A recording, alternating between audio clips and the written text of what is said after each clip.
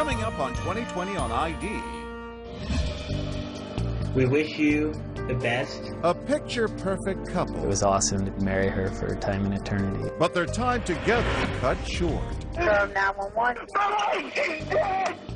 He was calling to tell them that Janet was dead and she had committed suicide.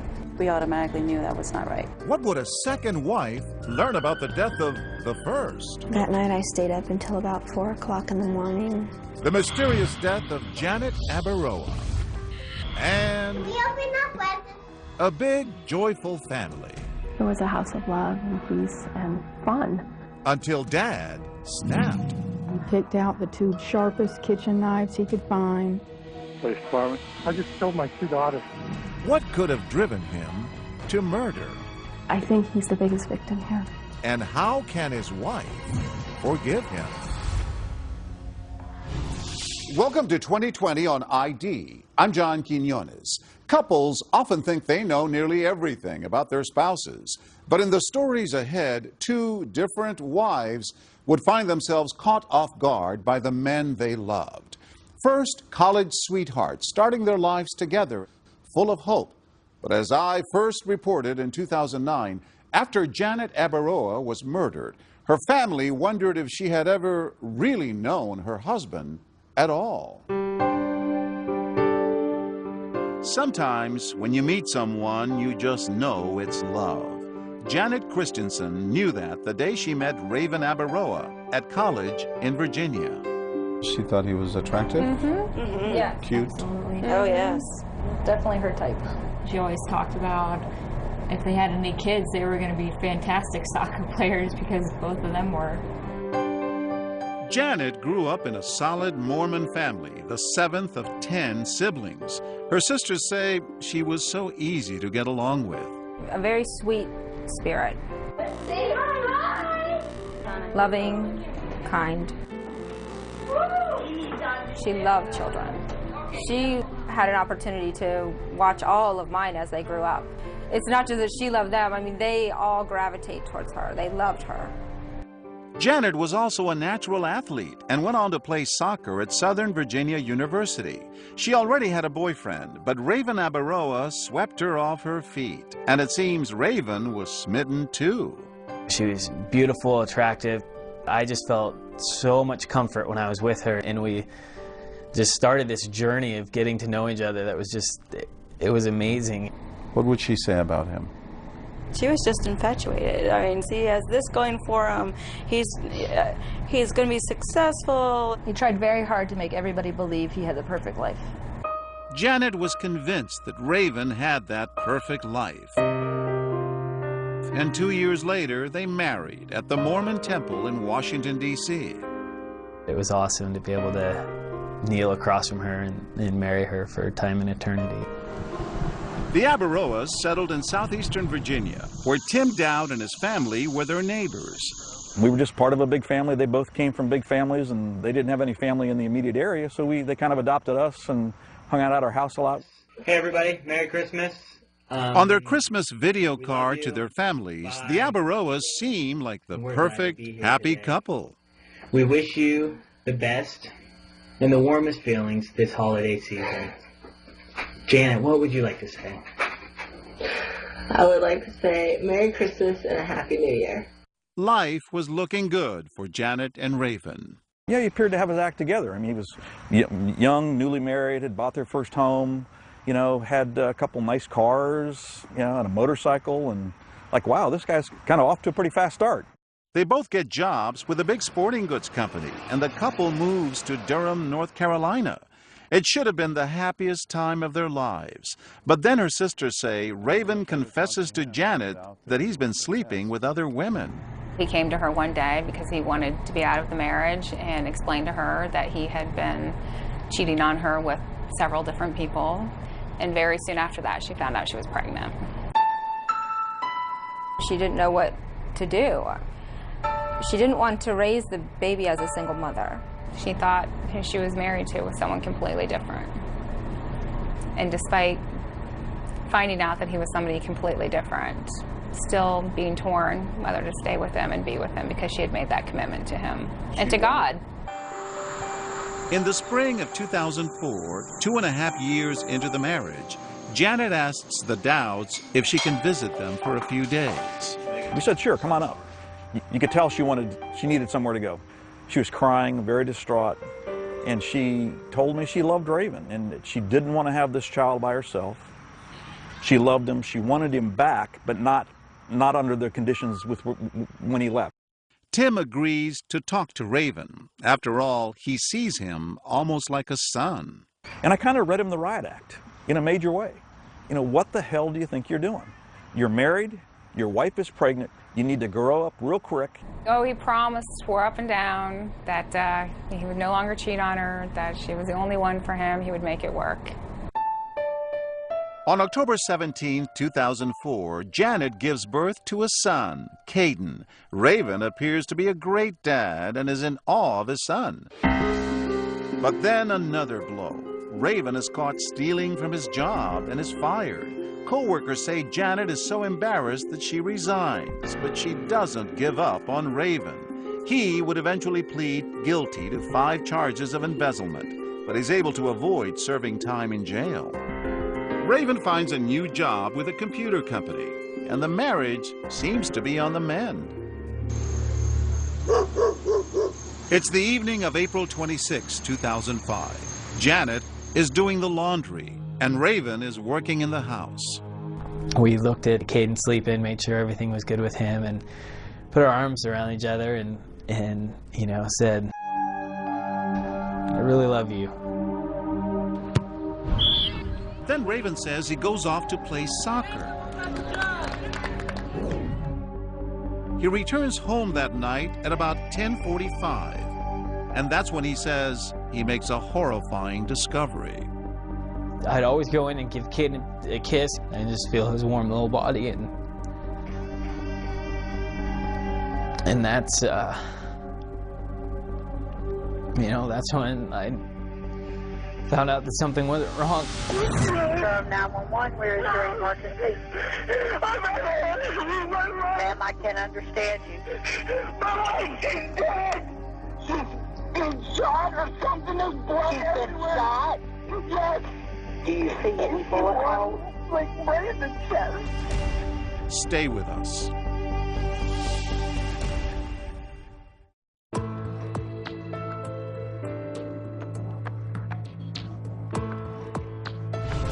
The marriage of Janet and Raven Abaroa looked rosy at the start, but only 2 years later, it was beginning to unravel. Still, nothing could prepare Janet's family for the horrifying news they were about to receive. It's 5 o'clock in the morning when Janet's parents get a phone call from Raven. He was calling to tell them that Janet was dead and she had committed suicide. She had killed herself with a gun, which we automatically knew that was not right. She wouldn't have done that. She wouldn't have done it to Caden. No, she would have never killed herself, ever. We knew that wasn't true. In fact, police quickly realized that Janet has been murdered, and not with a gun. She'd been stabbed to death. An autopsy later showed she was pregnant. The police knew that it wasn't a suicide and that it wasn't a gun. They knew that it was a knife they were looking for. When they yellow taped that house and were searching the house, they were looking for a knife.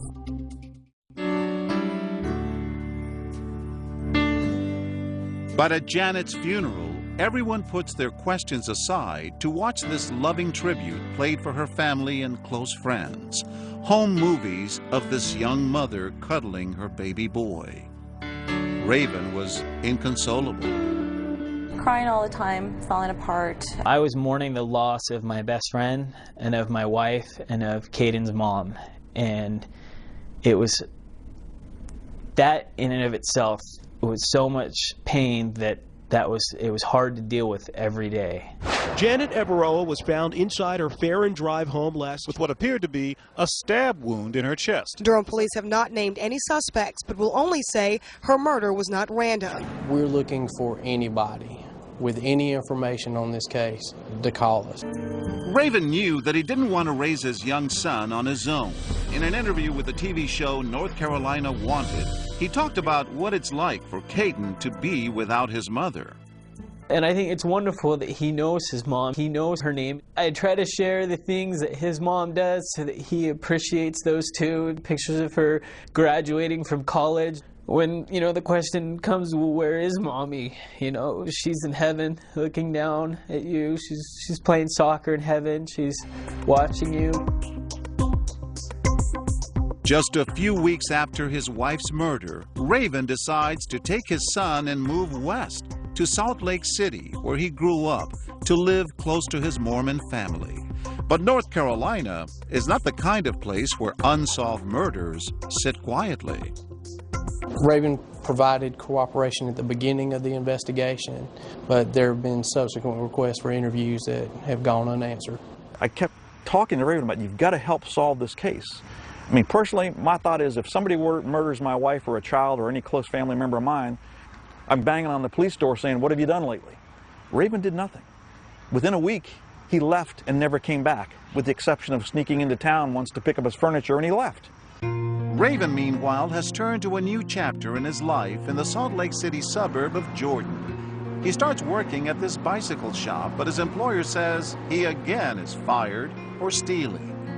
But then, 2.5 years after the death of his first wife, Raven meets Vanessa Pond, a single mother whose daughter Aria is in the same daycare as Raven's son, Caden. But Vanessa, according to her father, is definitely not interested in starting any romance. I used to jokingly refer to her as the president of the Man-Haters Club. But sometimes when you meet someone, you just know it. And soon after Vanessa meets Raven Abaroa, she's in love. What was it about him that you liked? He seemed very upfront, very honest and genuine. And I found out that, you know, he was a single father. And I really, really admired that. I'd been a single mom for 5 years. I know what it takes to raise a child. I thought, you know, maybe I'll give him a chance because he could be a fantastic father, fantastic husband. So He might be. I finally fell for the nice guy is what I thought. Did he mention his ex-wife or what happened to her? Yes. As we were just starting to date, he just mentioned that my wife actually died. And so that I immediately felt so sorry for him and Caden, and to take them in and give them all the love that they're missing out on. Did he say she was murdered? He said that there was an intruder, and that she was killed, and that he'd found her, and he'd left it at that. And so did Vanessa. That is, until she started researching Janet's murder on the internet. Unsolved murder of Janet Christiansen Abaroa. That night I stayed up until about 4 o'clock in the morning, reading blogs, watching his interviews, reading all the news stories about it, and going out of my mind. Thinking what? I thought, you know, there's no way. And I remember watching the interview, and I wasn't convinced. That he was innocent? That he was innocent. I felt that in the interview there was a part where they asked him, you know, what he saw, what he came home to. I don't like talking about what happened to her, and it's not because I don't love her, and it's not because I don't want to find out who did it, but it's because I have so many good memories with her that, you know, I hate thinking about the bad times, you know. For me, I just, honestly, I cannot even come to relive all those moments again. And, you know, even today when I've been prepping for weeks to come talk about it, it's so hard to even want to say, you know, this is what I saw, because it's not something I want to see again, ever. And that's how I learned that she was stabbed. So I went over and I spoke with him, asked him the questions that I had, and he removed any and every doubt from my mind. Raven may have been able to convince his new girlfriend, but back in North Carolina, Janet's family and friends had many theories about what happened to Janet. And they say all their suspicions pointed toward Raven. I knew he killed her the morning I found out, the exact second. There was no doubt in my mind. And my instantaneous nanosecond reaction was, oh my God, Raven has killed Janet. And they wonder, if this was a break-in, why was Janet's jewelry left behind? Her wedding rings were on the counter, right where the supposed break-in happened, where the door was left ajar. Sitting right there. Nothing else was missing except his laptop and the knives. The knives. As it turns out, Raven was very proud of his knife collection. Remember that Christmas video? Well, with Janet in the background, Raven brags about the special knife he's bought for himself. That's my new knife. Got it for Christmas. Thank you. Bought it myself. My dad would be very proud. I like to collect knives. Janet didn't think much of it at the time when Raven took out a life insurance policy for each of them when she became pregnant. After all, parents often buy policies when they have a child on the way. But now her family and friends find it suspicious. He had taken out a life insurance policy soon after she got, she found out she was pregnant with Caden. How much was the policy for? $500,000 on her. Is he capable of doing that, doing it for the insurance money? Absolutely. The Abaroa's old neighbor, Tim Dowd, has pondered and studied every detail of the case. Everything points back to Raven. But 2,000 miles away in Utah, Raven's new girlfriend, Vanessa, is convinced this poor, grieving widower needs to be loved and cared for. He started talking about me moving in after probably just a few weeks. And that was very, very fast for me, especially since I had my daughter to think about. And I told him that I wouldn't be moving in with anybody if I wasn't at least engaged to them, knowing that I'm going to spend the rest of my life with them. Vanessa is unaware of the extent of the suspicions of Janet's family and friends. Were you worried that this might be a mistake? I didn't have a question in my mind at the time. We'll be right back.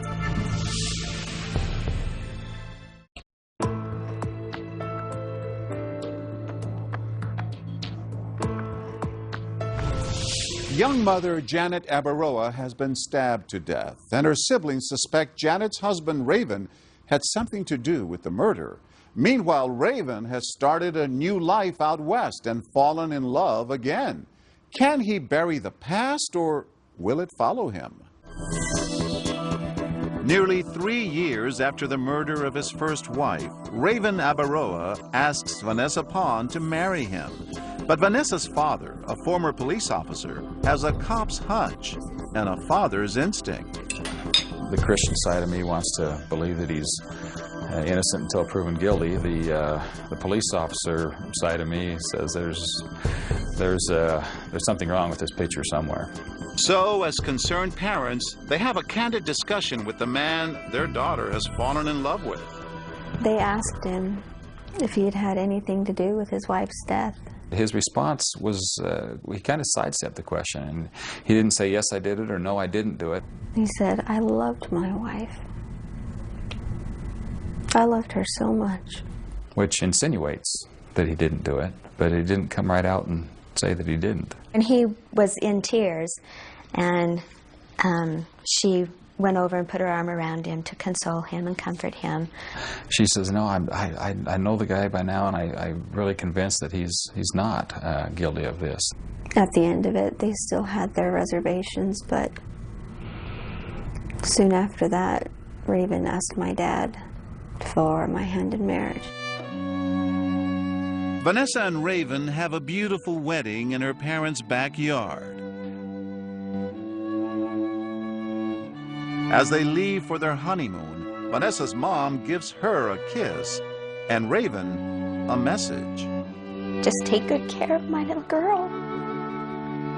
He promised me he would. But then, on one of the nights of their Las Vegas honeymoon, Vanessa says Raven tells her something she still wonders about to this very day. Then he started talking about Janet and how mad he was after she died. Not how sad, not how heartbroken, just mad. At whom? Just that she was dead.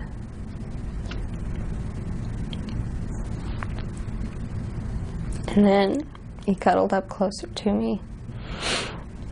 And he said, "I promise I'll never hurt you."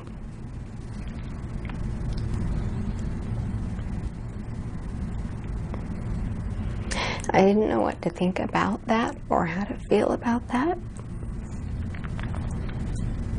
It scared me. How'd it go? When Janet's sisters learn Raven has remarried, they feel the duty to talk to his new wife, Vanessa, and they have a dire message.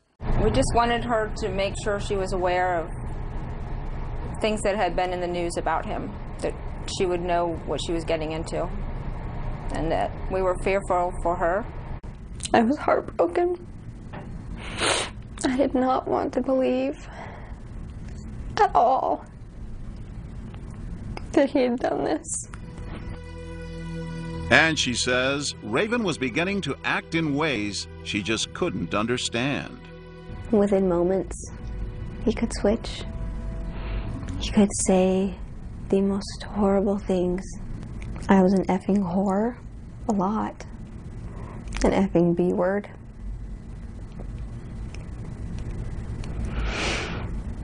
And that one thing you never call a woman. That C word.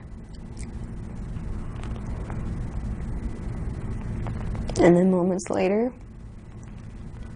you would apologize. I'm sorry, I was just mad. That's just what I say when I'm mad. That's just what I do. And Vanessa says the abuse became physical. He grabbed me from the door and threw me up against the wall. And then I fell. And later he tried to convince me that I had tripped. He began to call my own family and my own friends and my co-workers, telling them that I was horribly depressed and bipolar, and that I probably needed to be institutionalized. It got really bad. Vanessa says she becomes more and more frightened for her safety and begins making plans to leave Raven. But her parents say she's trying to hide it from everyone. She can put on a really good front for being happy.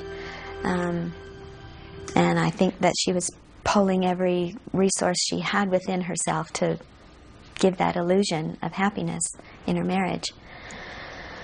It was the week before Thanksgiving, I think it was, when she came to us and then told us the ugliness of it all and felt she needed to get out of it. Finally, the day before Christmas, everything comes to a head as they're getting ready to go to Vanessa's parents' house for dinner. On Christmas Eve, he had me backed into the corner and was screaming at me and began poking me in the chest, just yelling at me. I ended up with bruises on my chest from him. He started gathering his things. Are you glad you let him go Christmas Eve? It would have only become worse. Raven has denied he was ever physically abusive to Vanessa. But she remains convinced that Raven walked out that night because he wanted to tell his family and friends that it was Vanessa who was unstable and suicidal. All part of a plan, she says, to make it look like Vanessa might kill herself. I think he was in the process of setting it up with family and friends that I'm suicidal. After seeing the Jekyll and Hyde that I lived with.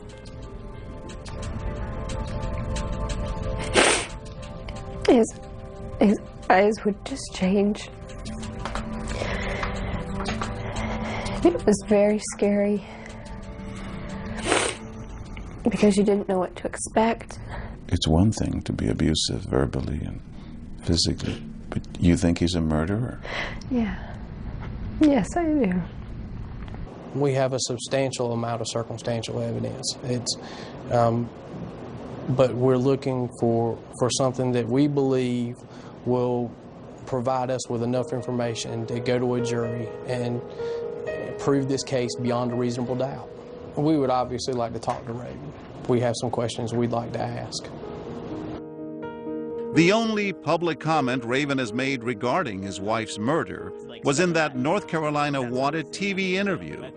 The bottom line is that I wasn't involved with the death of my wife, that I would do anything in the world to keep her here with me, and that's just, you know, that's something that I know, it's something that Janet knows, and that's something that I think that people who truly know Janet, truly know me, can understand and appreciate.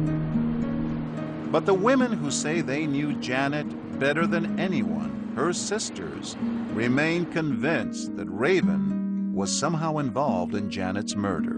He hasn't done anything to prove otherwise. He hasn't helped the police. He hasn't sat down and with the police. He hasn't set out a reward, help me find my wife's killer. And if he didn't do it, he needs to step up to the plate and take the lie detector test and talk to the detectives and cooperate so that at least they can rule him out and move on. 5 years after Janet's death, Raven Abaroa was extradited to North Carolina and charged with her murder. While his first trial ended in a hung jury, in March 2014, he was found guilty of voluntary manslaughter after entering an Alford plea. And that means the defendant does not admit guilt, but does acknowledge that the evidence would probably have resulted in a conviction. Abaroa was sentenced to 8 to 10 years in prison. Vanessa Pond's marriage to Raven was annulled. When we return, a loving father on the edge. One day you go from I'm functioning to I'm not functioning. And his children's lives on the line. He said he picked out the 2 biggest and sharpest kitchen knives he could find, and he knew how well they would cut. Stay with us.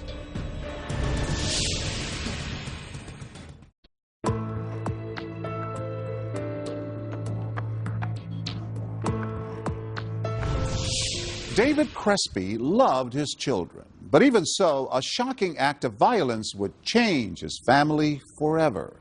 And as Jim Avila first reported in 2008, it would also test the limits of a wife's faith and love. It was a grand house on a pleasant suburban street. There's our tree. It's Christmas. And Dad? Hi. How are you? Good. Good morning, Merry Christmas. Good morning, Merry Christmas. Tess, say hi. Hi, we open up presents. Yes, just a minute. Filled with children, laughter, and a pair of adoring parents. Dylan, Josh, where's Jess? It was a house of love. It was a house of love and peace and fun. I had the American dream. I had a beautiful home with great neighbors and friends. I was senior vice president for a Fortune 100 company. The time with my kids, that was just wonderful. Most of all, my wife was just incredible. David and Kim were married 2 years after his first wife died of brain cancer, leaving him with 2 small children. And their family grew quickly, 5 Crespi kids in all, as Kim gave birth to a son, and then 4 years later, their pride and joy, the final happy addition to their family, identical twins, Tessera and Samantha. And Tess and Sam were precious to us. They were incredible. They were a gift. We just were so thrilled to have them. He adored them. I adored them. Our children adored them. They brought so much joy to all of us. The Crespi family seemed to have everything, including a disturbing secret about David that threatened to destroy it all. One day you go from I'm functioning to I'm not functioning. Then your mind lies to you and says, no, this is not going to end. This is all there is. David Crespi suffered crippling bouts of depression that began in his late 20s. Dave is a really intense person, very bright, goes from A to Z. When we were getting married, I didn't really know that he could possibly have a severe mental disorder. He was still sweet, he was still loving, but he would just be kind of in another world. I'd take him to therapy, we'd talk with the therapist about him trying to get back into the game. Getting back into the game at his high-stakes job was not always so easy. David often missed work, but Crespi, who was a vice president at a major bank, says his co-workers enabled him, excusing his dark days. If you're a senior executive officer, you don't punch a clock. So you crawl into work at 10 o'clock. People cover for you. So you were successful enough, valuable enough to the company that they looked the other way during those periods? Just get better. We know you'll get better. And good intentions. At his lowest moments, the disease made Crespi, a devout Catholic, consider committing a mortal sin. I was suicidal. I attempted to take my own life from a car in the garage. I'm running a car in the garage, hung off a bridge in California. How many times do you think you tried to commit suicide? About 4 or 5 times.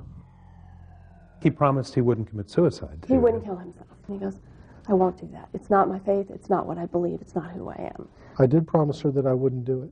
But again, I was reasoning with an impaired, unstable mind isn't something where people can take that to the bank and rely on it. Happy birthday to you. That promise did not stop the dark, dangerous thoughts. It just changed the focus to a new, different target. I thought about killing other people. Were your thoughts about hurting strangers or your family members? Family members. They were just people that were around me. Were they detailed thoughts, or were they just sort of random? Irrational, random, crazy thoughts that horrify me. And did you tell your therapist about those? No. Did you tell your wife about those thoughts? No. So you kept those to yourself? Because I didn't think they were real. He's not able to engage with people. He's being very antisocial. He's saying, I'm going to lose my job, we're in financial ruin, and I'm sitting there thinking, I don't think those things are true. Kim took her husband to see his psychiatrist, who she says told Crespi he was, quote, catastrophizing. He recommended antidepressants, but Crespi complained that the Paxil he had previously been prescribed caused him to gain too much weight. So he says his doctor switched him to another antidepressant, a move that the Crespis claim would prove disastrous. When people are started on medication, monitoring is essential because their mood may become quite changeable as the medication kicks in. Clinical psychiatrist Maria Oquendo. Is that a dangerous period of time? Anytime you introduce new medication, it's a little bit dangerous. How dangerous would become devastatingly clear. Just 1 week after starting his new medication, and only 1 day after visiting his therapist, David Crespi's catastrophic thoughts became frighteningly real. It's hard for me and anyone who grows up in this society where we think you're the master of your destiny and you control your own thoughts. Well, there's a part of the mind where you don't. This is not his character. So this is not the Dave Crespi you knew and loved? This isn't the Dave Crespi you know today. This is the Dave Crespi of that moment. Impaired by medication, by a misdiagnosis, by no monitoring, by psychosis, and Tess and Sam were in the wrong place. Stay with me.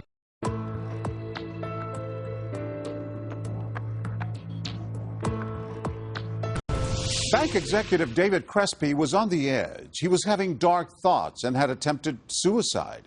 So far, he hadn't harmed himself or others, but that was about to change. With the chilling conclusion of our story, Jim Avila. In January 2006, David Crespi was again suffering a bout of deep depression. Unable to work, the happy life he and his wife Kim had built over the last 10 years was about to tragically crumble. David was at home with his wife and their 5-year-old twins. Kim ran out to get her hair done, and the girls asked him to play. For David Crespi, the scene had been set. We were playing a game. We were playing hide and seek, and it just came to me that there is no future. There is nothing, and this is all set up as a sign. Kim left to get her hair done, and that's the way it's all aligned for them to die. While the kids were hiding around the house, immersed in hide and seek, David Crespi took knives from the kitchen cabinet. I stabbed them, but I never saw them. I held them down and made sure that they were not facing me. After murdering his daughters, Crespi matter-of-factly changed his clothes and grabbed his car keys in order, he says, to drive off and commit suicide. And then I remembered that I couldn't kill myself because I promised Kim I wouldn't. That's when David said he heard a voice coming from the sprinklers on his front lawn. It was saying, you have to call someone. You have to call 911. Police department? Yeah, I just killed my 2 daughters. You just what? I just killed my 2 daughters. He said he picked out the 2 biggest and sharpest kitchen knives he could find, and he knew how well they would cut. Are they breathing or anything now? They're dead. What did you do to them? I stabbed them. You stabbed them? Yeah. How many times did you stab them? I don't know. Sam was found downstairs in the kitchen. She had 18 stab wounds. One of the stab wounds, the knife was still in her chest. Officers ran upstairs and found Tess in the master bathroom, and she had 14 stab wounds. They're dead. How long ago did this happen? 15 minutes. Well, there still might be some time. We still might be able to help them. No, they're bleeding. They're dead. I have seen a lot of horrible things, but there is something about the murder of a child. And to see the murder of 2 children that are identical twins, it's like mirror images of murder. Crespi was arrested, taken to jail, and placed on a suicide watch. Prison psychologists examined him and concluded that he suffered from a serious mental illness, not simple depression, but the much more dangerous bipolar disorder, sometimes known as manic depression. There are situations in which the person can have both symptoms of depression and symptoms of mania at the same time. Those are very, very dangerous because the person often has the energy of mania and the despondency of depression. And that can be a fatal combination.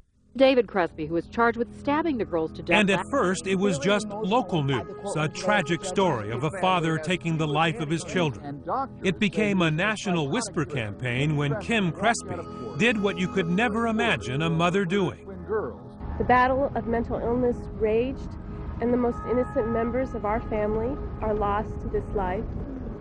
She continued their marriage and love affair in weekly visits to prison, blaming everyone but him. Kim Crespi forgave the husband who killed her kids. How are you? See you. You're good. How can I forgive him? It's grace. But it's also a choice. I don't have any regrets. I married my soulmate. I'm still married to my soulmate. And Dave needs me. So there's lots of reasons to get up in the morning and see what God has for us, you know. Are you amazed that she could forgive you? What did she tell you? I can't remember the exact words, but I just remember the love. And I just remember her sorrow for them and her sorrow for me. And I remember just being awestruck by that. Why can't you just turn your back on Dave? Why would I? Because he killed our girls. I think he's the biggest victim here. Sam and Tess are gone, but they're in heaven, and I believe heaven is so glorious that I wouldn't want them back for 1 minute for them. They're fine. We're not. Dave, especially not. Kim Crespi blames the death of her children and David's predicament on psychiatrists and therapists who she says missed a critical diagnosis, finding in his dark moods depression and not the more serious bipolar symptoms. One of the things that makes it difficult to diagnose bipolar disorder is that usually when the person is euphoric, you can imagine that they're not that interested in treatment because they feel good. And they present for treatment usually when they are depressed, when they feel terrible. And it often takes a lot of uncovering to figure out that it's a bipolar disorder. According to a study conducted in 2001, it takes patients an average of 10 years and 4 different psychiatrists to arrive at a bipolar diagnosis. David Crespi says that's what happened in his case. And at what point did you start to think, or did others start to think, that this was more than depression, that this may be manic depression or bipolar? It wasn't until I came to prison. I mean, the best psychiatric care I've got in my life has been in this prison. Crespi believes that success blinds. His big house in the suburbs, the big job in the skyscraper, perfect family, no drug problems, all fooled doctors and therapists who may have overlooked his bipolar symptoms. When you're in a $1,200 Hickey Freeman suit and you tell them what you do for a living, that to some of them could be intimidating. Crespi has traded in forever his three-piece suit for a prison-issued uniform, and the antidepressants have been replaced by the more powerful lithium for his bipolar disorder. Are the dark thoughts gone? Oh yeah, totally. I haven't been depressed since I came to prison because I've been correctly medicated. It's a blessing. People that say that he's fine now and he's fixed, they all thought he was fine then. Nobody saw this coming. The only person that saw it coming is David Crespi. Prosecutor Marcia Goodendow believes that circumstances would have been very different if Crespi had been honest with his psychiatrist from the beginning. He never told them what he wanted to do to his family, but then wants to say that the system has failed him because he wasn't properly diagnosed. He alone could have stopped what he did to his family if he had just told somebody what he was thinking or feeling. Crespi avoided a trial by pleading guilty to 2 counts of first-degree murder. The former bank vice president is living his life sentence without the possibility of parole in an 8x12 prison cell in North Carolina, where he keeps pictures of his slain twin daughters on his wall. I loved him dearly, and I miss him, and my life and the lives of all the people I love will never be the same. Except for Kim's Saturday visits, David Crespi is virtually alone, a man blessed by the forgiveness of his family, but cursed by the ironic clarity his new medicine gives him, allowing him to be forever haunted by those images that line his cell.